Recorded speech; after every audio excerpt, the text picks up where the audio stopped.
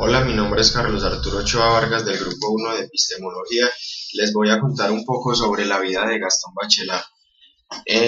Gastón Bachelard nació en Bar-sur-Aube el 27 de junio de 1884 y murió el 16 de octubre de 1962 en París. Fue un filósofo, epistemólogo, poeta, físico, profesor y crítico literario. Se especializó en epistemología.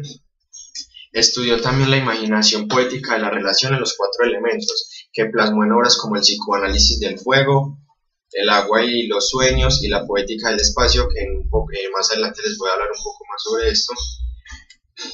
Se doctoró en ciencias exactas y después de haber sido empleado de correos y telégrafos durante varios años, fue profesor de física y química en una escuela de enseñanza secundaria. En 1930 ejerció de profesor de filosofía en la Universidad de Dijon. Y finalmente le fue otorgada la cátedra de Historia y Filosofía de la Ciencia en la Universidad de la Sorbona, que regentó hasta su retiro. Estuvo interesado por la historia de la ciencia moderna o contemporánea y al mismo tiempo por la imaginación literaria. Sus escritos principales sobre literatura e imaginación fueron el psicoanálisis del fuego, publicado en 1938, el agua y los sueños en 1941, el aire y los sueños, publicado en 1943, la tierra y los sueños de la voluntad en 1948. Entre 1949 y 1953 reapareció con fuerza su interés por la epistemología, con títulos como El racionalismo aplicado en 1949 y El materialismo racional en 1953. Yo me quiero enfocar un poco más en el libro de la poética del espacio, que fue publicado en 1958. En este libro el autor elabora distintas temáticas, por medio de las cuales busca entender la relación del hombre con el mundo. Eso nos lleva a pensar que el hombre se preocupa por el cosmos, lo quiere saber todo, o sea, que se quiere parecer a Dios, que el hombre quiere ser Dios. Más adelante, en la poética del espacio, el autor realiza un análisis del invierno, debido a que según las condiciones que establecen esta determinada estación, refuerzan la felicidad del habitar. Unos acontecimientos de este siglo fueron la Primera y la Segunda Guerra Mundial. La primera se dio de 1914 a 1918 y la segunda fue de 1939 a 1945. Fueron dos grandes conflictos en los que por primera vez se utilizaron armas químicas y que generaron violencia, terror y miseria. Se cree que más o menos las víctimas de la Primera Guerra Mundial o de la Gran Guerra fueron de 8 millones de personas y de la Segunda alrededor de 60 millones de personas.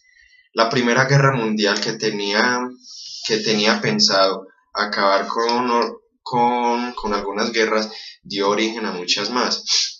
Una de ellas fue entre Alemania y Francia, que en forma de una enemistad reactivada por la derrota francesa de 1871 y la pérdida de Alsacia-Lorena, era un imperio cerca de donde vivía nuestro filósofo Bachelard.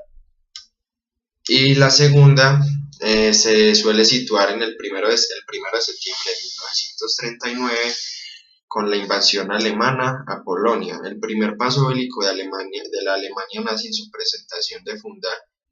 pretensión de fundar un gran imperio en Europa, que produjo la inmediata declaración de la guerra de Francia y la mayor parte de los países del Imperio Británico y la Commonwealth del Tercer Reich. En 1944 los aliados occidentales invadieron Francia, y al mismo tiempo que la Unión Soviética recuperó las pérdidas territoriales y ambos invadían Alemania. Ya tratando un poco los pensamientos del filósofo, Bachelard nos decía que la ciencia no puede producir verdad, lo que debe hacer es buscar mejores maneras de preguntar a través de rectificaciones. Él usa para ejemplificar el caso una metáfora. El conocimiento de lo real es una luz que siempre proyecta alguna sombra. Es decir, cada superación de un obstáculo epistemológico conlleva necesariamente a otro obstáculo más complejo.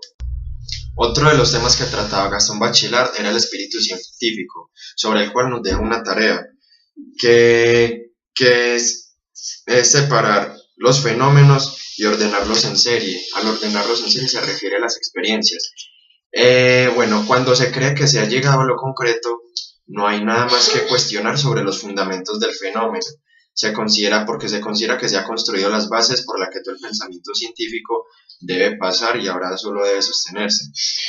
Es entonces cuando el pensamiento científico es arrastrado hacia conducciones más metafóricas que reales. Bueno, ahora les voy a hablar sobre la teoría del orden puro. Cuando Gastón Bachelard se refiere a poner orden, se refiere a organizar racionalmente. No podemos decir que el desorden es un orden desconocido, y tampoco que el orden es la concordancia de nuestros esquemas con el objeto, como lo es a través del dominio de los datos inmediatos de la conciencia. Es decir, una experiencia guiada o construida por la razón, donde el desorden es la verdad y el desorden es el error. Bueno, algo que les quería agregar es que para Bachelard no están separados la ciencia de la vida afectiva, porque si una persona tiene obstáculos afectivos, esto le impide a progresar en el conocimiento. Bueno, este es mi tejido. Lo hice tomando la teoría del orden puro. Lo muestro en el celular, porque cuando lo saqué del cuadro ya no cumple con las características del orden puro. Como pueden ver, son líneas perfectas, pues líneas bien ordenadas, con una secuencia que van de lo claro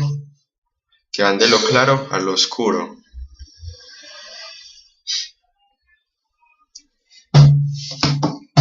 Muchas gracias.